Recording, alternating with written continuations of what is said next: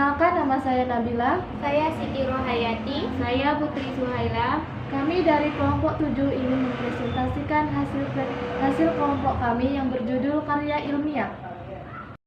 Pengertian karya ilmiah. Karya ilmiah merupakan hasil pemikiran karya ilmiah yang pada suatu disiplin ilmu tertentu yang disusun secara sistematis, ilmiah, logis, benar dan bertanggung jawab, serta menggunakan bahasa dengan baik dan benar.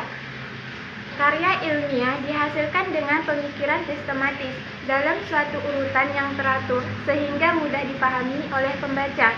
Selain itu, pembahasannya harus dibuat secara logis dan benar. Hal ini mengharuskan penyusun karya ilmiah atau peneliti harus memiliki landasan teori yang kuat.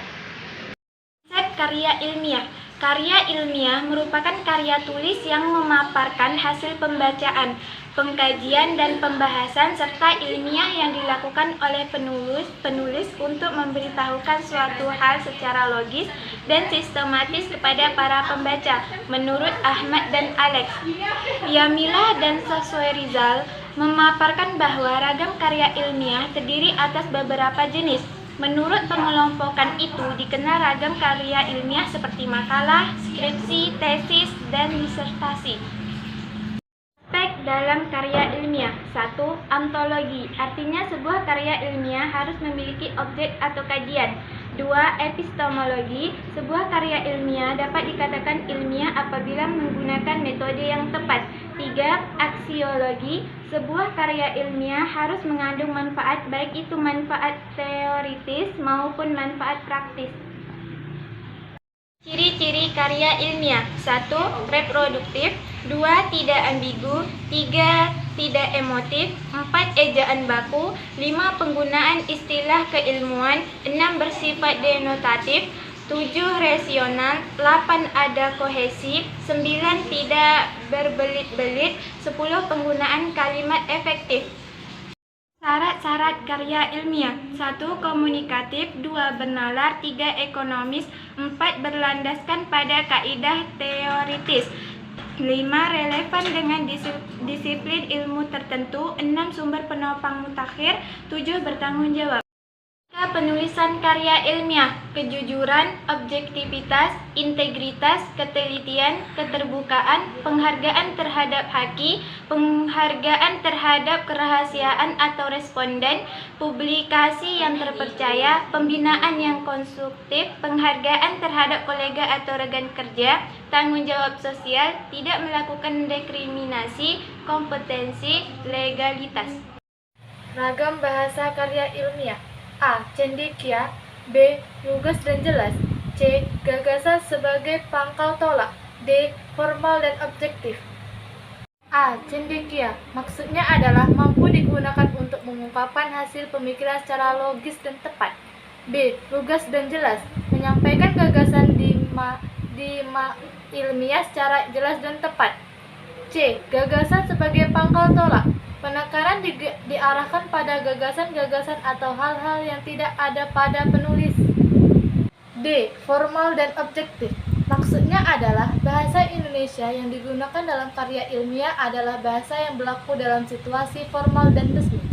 Dan pada lapisan kosakata ditemukan kata-kata yang bercirikan formal dan informal.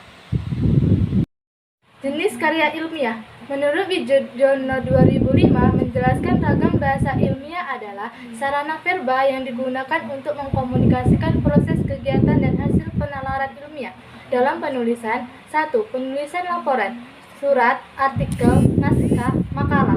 2. Skripsi, tesis, dan disertasi.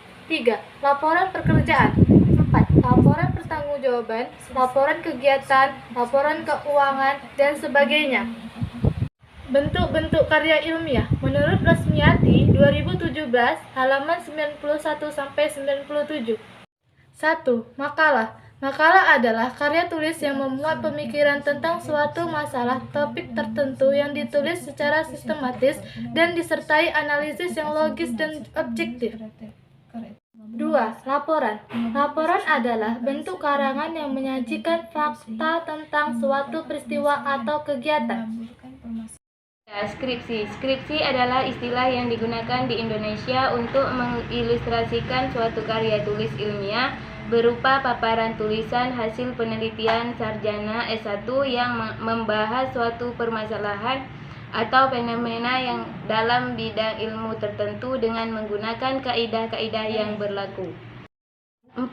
Tesis. Tesis adalah pernyataan atau teori yang didukung oleh argumen yang dikemukakan dalam karya tulis ilmiah untuk mendapatkan gelar kesarjanaan pada perguruan tinggi. 5. Disertasi. Disertasi adalah karya tulis ilmiah resmi akhir seseorang mahasiswa dalam menyelesaikan program S3 ilmu pendidikan.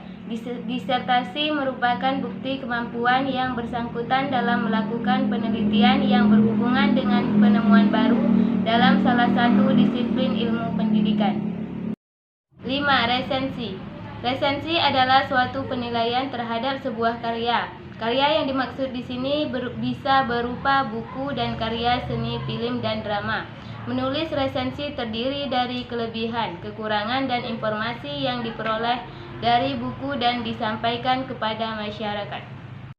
7. Esai. Esai adalah karangan proses yang membahas suatu masalah secara sepintas lalu dari sudut pandang pribadi penulisannya. Esai sebagai satu bentuk karangan dapat bersifat informasi dan formal, adalah semacam kritik yang lebih bersifat subjek.